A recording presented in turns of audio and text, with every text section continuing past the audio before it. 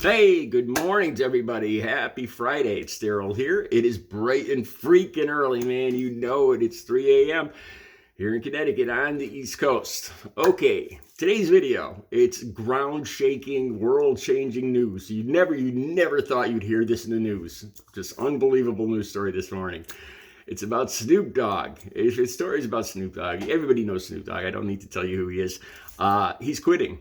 Quitting what, you ask? Well, what's Snoop Dogg known for? Look, because I want to keep this video monetized. For the first 30 seconds and in the thumbnail, I'm not going to actually use the term. I'm going to say he's quitting smoking or he's quitting green or 420. I'm watching the timer go. Also, in this video, I am not glamorizing. I'm going to tell you guys what this substance, what this became in my life, how it changed throughout the time I used it, and how it went from like a plus, a bonus, a treat, to a habit, to a necessity, and a drag, and a kind of a pain. And I'm guessing here, it could be for health reasons. It could be for because he's getting older and he's got kids and grandkids now. That could be the reason. But there's a big reason for me that popped up, and I'm going to talk about that in the video today. I'm not glamorizing anything. The purpose for this video is recovery as possible. Okay, I could see the timer went past. Okay, now I'm going to say the word marijuana. A lot of people use marijuana for medicinal purposes. I'm not going to take away from that. A lot of people, like I've said in other videos, one of the most important things I've learned in my 17 plus years of recovery is you don't put down other people's form of recovery. Some people moved away from the harder stuff and maybe just use marijuana, and that's not my thing. I got my own personal opinions on that, but other people's recovery, if it works for them, if it's healthy for them, if it keeps them happy, then that's their business, and I'm not going to put that down. I'm guessing here. I'm guessing, how I saw my use of it change. Marijuana, how I saw my use of it change, and why it became a drag. It became a necessity. It became a pain, a weight in my life. And I'm going to talk about that in today's video. And once again, recovery is possible. I've been clean and sober since October 23rd of 2006, completely clean and sober. This is the truth, because I haven't been to concerts. I haven't been to bars. I have not even smelled. People won't believe this. I have not even smelled marijuana. The building I live in are all people over 55. I haven't even smelled marijuana. I can't even remember what marijuana smells like. I swear to God. Like, in my head, I kind of recall it, but I haven't smelled it in years. I swear on the Bible. Okay, but if that's not your thing, that's not your thing. I'm not pushing anything here. Okay, like I said, Snoop Dogg is quitting smoking, quitting marijuana. And he doesn't say specifically why. I don't follow Snoop Dogg every day. I'm a fan of his, as far as rap goes. Hey, I'm a 57, almost 58-year-old suburban white guy, or Native American / Caucasian guy. I don't follow Snoop Dogg every day. Apparently, he said he was going to quit back. I think it was in 2011. I think that was the day. The news stories will be down below. The link to his Instagram, this post will be right down on top. And that was short-lived, his last time. So, if this is what he wants in his life, if he thinks it's time to quit, then it's time to quit. But I'm going to tell you guys why, why I think he's quitting and how it changed in my life. Okay, I first started smoking. It was the first drug. It was my gateway drug at 14 years old. I moved to the bad, I've told you guys, I moved to the bad side of the tracks after my father died. My mother bought a house more in an urban area. I was on my paper route, and I was cutting through the woods as I usually do. And a lot of a whole group of the older guys, older men and boys and girls, high schoolers were hanging out in this area of the woods. And I was walking through, and I was younger. I was about 4 years younger than them, 14. And I came across them, and they were rolling. And they were putting them all in a cowboy hat. And there was about 5 or 6 people. And they're like, "Hey, Daryl, come over here." And it was your typical peer pressure, they're passing it around. They're like, "Hey, hang out with us," and I'm like, I gotta go. I'm sorry. Nothing personal, guys, but I gotta go. And they start passing it around. And there's one beautiful older girl there that I have a crush on. Long, dark hair, just gorgeous girl. And, she's about 3 years older than me. And I'm just, I can't even talk to her. And she's standing next to me and they're passing it around. And then she turns to me when she's got it. And this is the first time I ever smoked. She turns to me and she says, Daryl, let me give you a shotgun. And if you know what a shotgun is, that means they put the lit end in their mouth and they blow the smoke into your mouth. So, your lips are like this far apart, so I'm like, okay, and that was the very first time I smoked marijuana. Okay. Let me describe to you guys, because my relationship with weed changed over time, and I think I can understand why. In the last years before I got clean and sober, I was just using hard drugs. The first time I ever smoked rock was in weed. The first time I ever, I started with the powder. The first time. It wasn't available one night, and one of the guy in the car said, hey, I know we can get something else, something just like it. And this was back in the 80s, the late 80s, when it first started exploding in this area, New York City and everything, rock. And he crushed it up and put it in a joint, and we smoked it. And pretty soon, within a month, I was going down buying $10 bags, and I was off to the races. And that's all it took. The first time I smoked rock was mixed with weed. Later on, when I got addicted to opiates, people around me would say, here, smoke this. It'll take away the sickness when you get sick every morning. And that wasn't really my thing. I just wanted what I wanted. And by the end, when I got clean and sober in October 23rd of 2006, weed wasn't even a part of my life. It moved from a gateway drug, from the first drug I used, to not even doing anything for me, so to speak. I was focused on the other drugs that I was addicted to. Okay, this is how it changed. When I first started using this, like I said, that was the first time I started using it. By the time I was 16 or 17, me and my friends were all smoking it. I remember the first bag I bought. It was a $20 bag. You get 20 joints out of it. And I started selling them in the back to pay for my pot at that age. And I started to sell them behind the building at school. I became a pot dealer. My bag of bones, we used to call them bones. Dollar bones, got dollar bones. Who needs some bones? And this is back in 1982.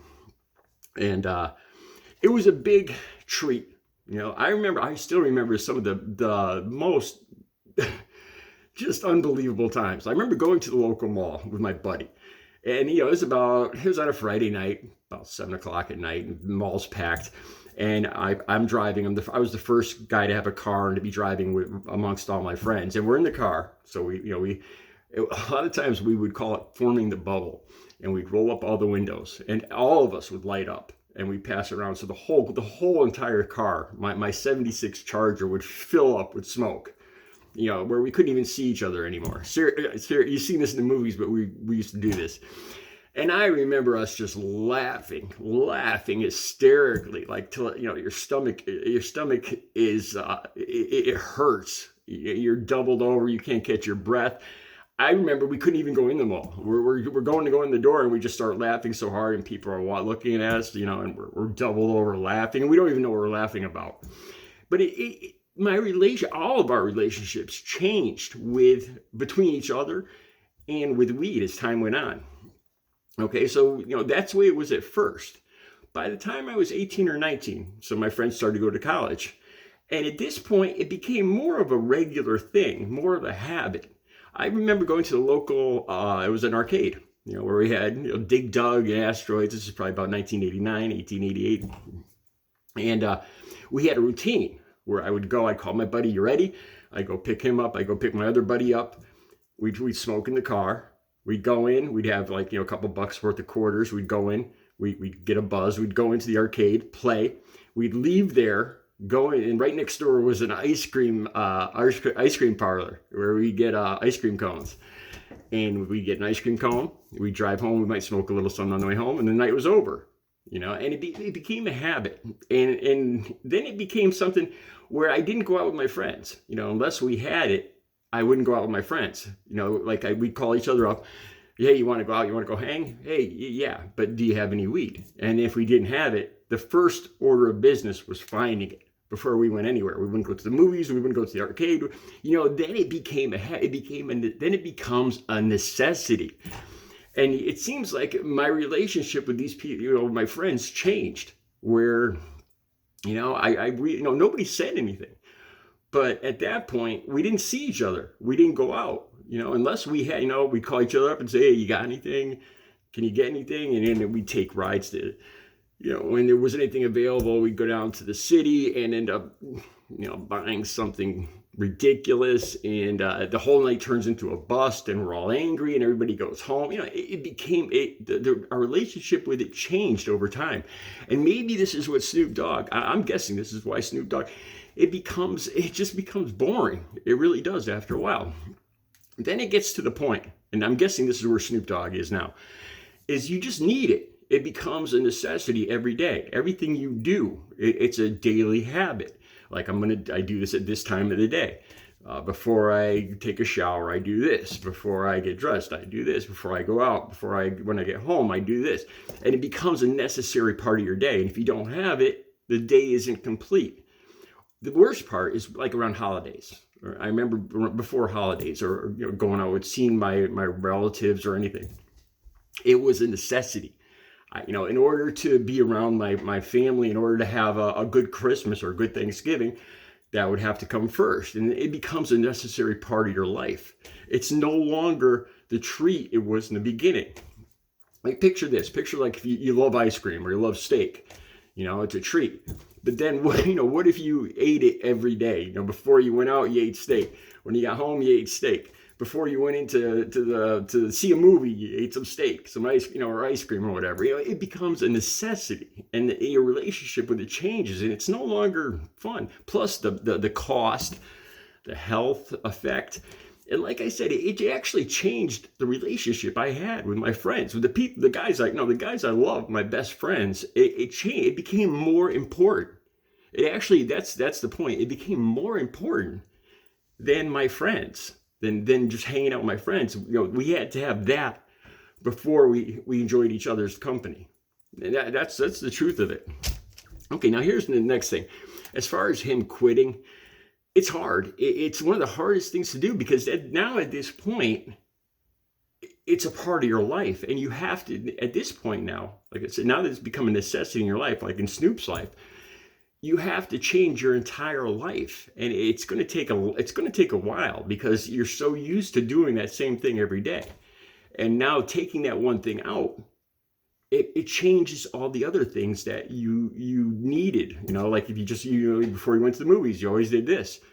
And now you might stop going to the movies. You might stop going out. You might stop doing this or that because it just doesn't seem the same anymore. So you start to, like with me, I found new activities and I actually found new people to hang out with and new friends. My family core stayed the same. And they said I changed. I became more like myself.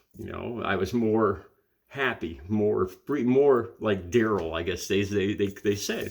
It changes over time. And this is the same with any addiction. It goes from being a little treat, a fun thing, like a recreation, like a plus, a little once in a while thing, to being a habit, to being a necessity. And at that point, it becomes a drag. It becomes a drag on your relationships. It becomes a drag on your finances. And it just becomes a drag in your life. And it changes your life. It does, And like I said, I'm not putting it down. If people love their smoke, then it's, I'm not harping on anybody to change. This is how it affected my life. And this is why I'm happier now, not having any of that stuff in it. I enjoy my day because of the people in it and the activities that I do, not because of the little additives before I do those things. I hope I made some sense. Recovery is possible. God bless Snoop. I hope whatever makes him happy, whatever keeps him healthy and happy is great. I hope it works for him. I'll be back later with the video. You guys have a good Friday.